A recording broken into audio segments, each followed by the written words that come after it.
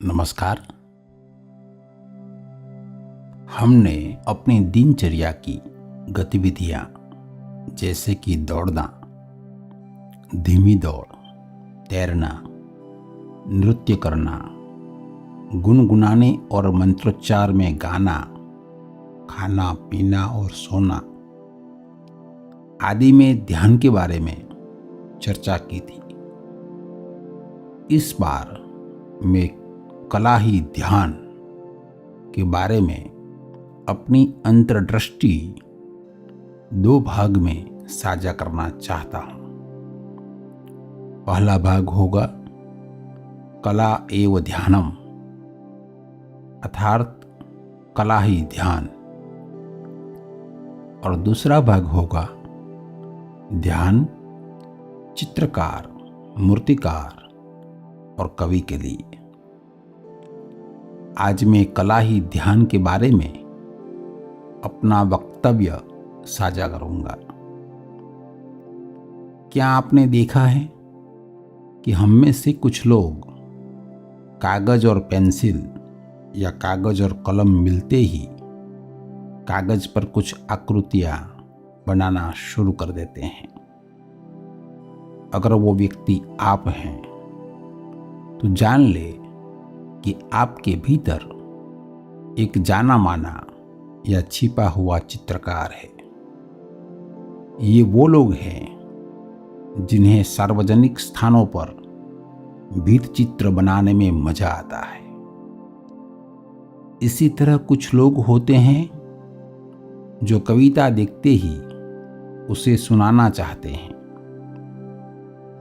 या फिर जैसे ही उन्हें कागज कलम और समय मिलता है वे कुछ लिखना शुरू कर देते हैं, उसे खुरचते हैं, फिर से कुछ लिखते हैं और अपने दिल की बात कहने के लिए कोई कविता, तुकबंदी या निबंध लिखने की कोशिश करते हैं।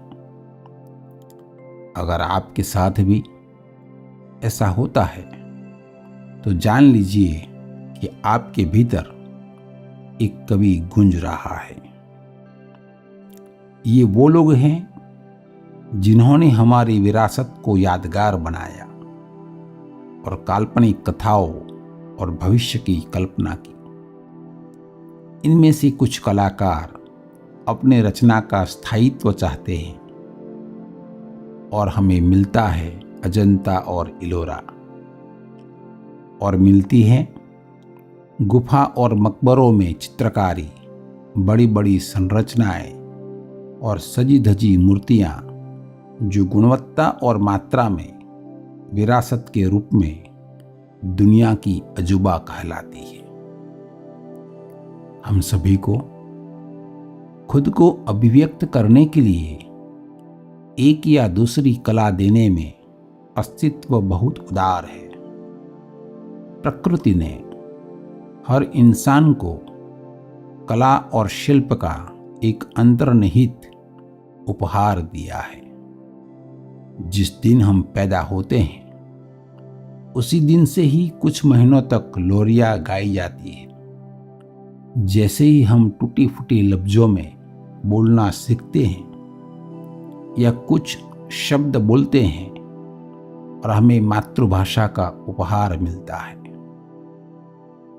समय समय पर कला के विभिन्न रूप से, जैसा कि गीत और कविता, घर की दहलीज पर रंगोली और पूजा स्थलों में मूर्तियां वगैरह से हम परिचित होते हैं। नदियां और समंदर, जंगल और पहाड़, हरियाली और रेगिस्तान, क्षितिज पर अनगिनत दृश्य प्रकृति द्वारा दिया जाता है। स्मारकों और संरचनाओं की विरासत से हमें परिचित कराया जाता है, जिन्हें दुनिया में अजूबा के रूप में जाना जाता है। हमें पोषण देने वाला अस्तित्व का ये परिवेश, प्रकृति का साल भर बदलता ये वातावरण और पर्यावरण जिसमें हम बड़े होते हैं, हमें भीतरी और बाहरी कई कलाएं और कौशल्य प्रदान करते हैं। मैंने संस्कृत में सुभाषित सुना है, साहित्य संगीत कला विहीनः साक्षात पशु उच्च विषाणहीन। अर्थात जो व्यक्ति साहित्य, संगीत या किसी अन्य कला में रुचि नहीं रखता, वो पूंछ और सींग रहित पशु है। रविंद्रनाथ टैगोर कहते थे, मनुष्य अपनी भावनाओं को कला के माध्यम से व्यक्त करता है। हिंदी साहित्य के एक मशहूर कवि मैथिली शरण गुप्त ने अपनी पुस्तक साकेत के 5वें भाग में कहा है कि अभिव्यक्ति की कुशल शक्ति ही कला है। दूसरे शब्दों में, मन की आंतरिक भावनाओं की सुंदर प्रस्तुति ही कला है। कई प्राचीन ग्रंथों में कलाओं का उल्लेख है, जैसा कि प्रसिद्ध कश्मीरी पंडित हेमेंद्र ने कला विलास में कम से कम 64 कलाओं और अधिकतम 382 कलाओं को सूचीबद्ध किया है। इसमें सार्वजनिक उपयोग की कलाएं, स्वच्छता, धर्म की 4 पुरुषार्थ, धर्म, अर्थ, काम और मोक्ष से संबंधित कलाएं, चरित्र, भोग विलास, चिकित्सा, लेखन कौशल और अन्य आवश्यक कलाएं शामिल हैं। अक्सर कलाओं को 2 प्रकार में वर्गीकृत किया जाता है, उपयोग हेतु कलाएं और ललित कलाएं। परंपरागत रूप से कविता, चित्रकला, मूर्तिकला, वास्तुकला, संगीत, नृत्य और रंगमंच को ललित कलाएं कहा जाता है और उनमें से संगीत, नृत्य और रंगमंच को मंचित कलाएं कहते हैं। आज की चर्चा कविता, चित्रकला, मूर्तिकला जैसी ललित कलाओं की इर्द गिर्द केंद्रित है।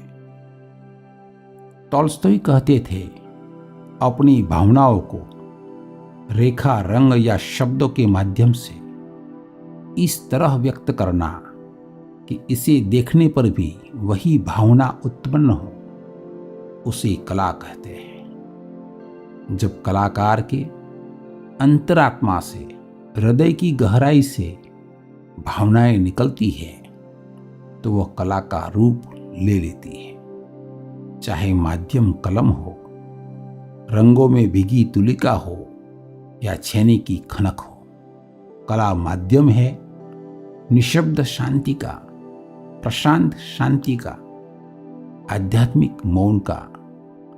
कला अपने आप में एक साधना है, एक तपस्या है, जिसके माध्यम से कलाकार शानदार आत्मा की गहराई से स्वप्निल विचारों का, अदृश्य भावनाओं का मूर्त रूप बनाता है। जाने अनजाने में सभी कलाकार अपने सत्य, स्वयं बोध, आत्मज्ञान, स्वयं को जानने की अपनी पसंदीदा कला के माध्यम से प्रयास करते हैं। चाहे वह शब्द के साथ और शब्दहीन कविता लिखना हो या कैनवास पर कुछ रेखाओं, रेखाचित्रों और रंगों के साथ चित्र बनाना हो, या आकारहीन वस्तुओं से चेहरा या मूर्ति बनाना हो, लेकिन वे सभी सुंदरम, सौंदर्य की साधना में अपने अद्वितीय सौंदर्य बोध के साथ अपने सत्य तक पहुंचने के लिए तपस्या में है। ऐसा कहा जाता है कि साधकों के पास अंतिम गंतव्य के लिए 3 मार्ग है, सत्यम, शिवम, सुंदरम, यानी सत्य, ईश्वर और सौंदर्य। Rabindranath Tagore, Michelangelo, Raja Ravi Varma, Leonardo da Vinci, Sudarshan Sahu, ऐसे कई अन्य कलाकार अपने अद्वितीय सौंदर्य बोध के साथ सुंदरम तक पहुंचकर अपने आत्मज्ञान की खोज करते हैं। तीनों कलाएं ध्यान हो सकती है, क्योंकि वे आपको कलात्मक गतिविधि में खुद को अभिव्यक्त करने में उपस्थित और जागरूक रहने के लिए प्रोत्साहित करती है। वे विश्राम के गहरे भाव में मानसिक राहत दी जाती है, क्योंकि वे विचार और भावनाओं के लिए समान रूप से रेचक है। वे ध्यान अभिमुख होती है, क्योंकि वे मन और शरीर को रचनात्मक तरीके से अभिव्यंजक मोड में और रचनात्मक गतिविधि में संलग्न करती है, जिससे बकबक करने वाला मन को शांत किया जाता है। क्योंकि कलाकार अपने भीतर अवचेतन और अचेतन मन के प्रति ग्रहणशील होता है। कलाकार की यह अवस्था एक कलात्मक गतिविधि में पूरी तरह से डूब जाने पर मन को शांत करती है और स्वयं के प्रति जागरूक होती है, सजगता से सचेत होती है कि भीतर क्या अंकुरित हो रहा है और बाहर क्या प्रस्तुत हो रहा है। सभी कलाएं ध्यान के रूप हैं, क्योंकि कला की कोई भी गतिविधि ध्यान बन सकती है अगर कलाकार उसमें खो जाए। एक कलाकार को पूरी तरह से कला में खो जाना चाहिए, यहाँ तक कि वह कौन है वह भी भूल जाए। अपनी सामाजिक आभा को भूल जाना, अपने व्यक्तित्व को भूल जाना, यह अवस्था ध्यान होगी। एक कलाकार को इसे घटित होने देना चाहिए। चित्र को चित्रित नहीं करना है, बल्कि केवल दिल की धड़कन किसी अज्ञात शक्ति द्वारा चित्रित होने दिया जाए। चित्र को कलाकार पर सवार होने दिया जाए। कलाकार के भीतरी व्यक्तित्व को बाहर आने दिया जाए और अभिव्यक्त होने दिया जाए। कलाकार को सक्रिय तो रहना है और फिर भी कर्ता नहीं रहना है, कर्ता नहीं बनना है।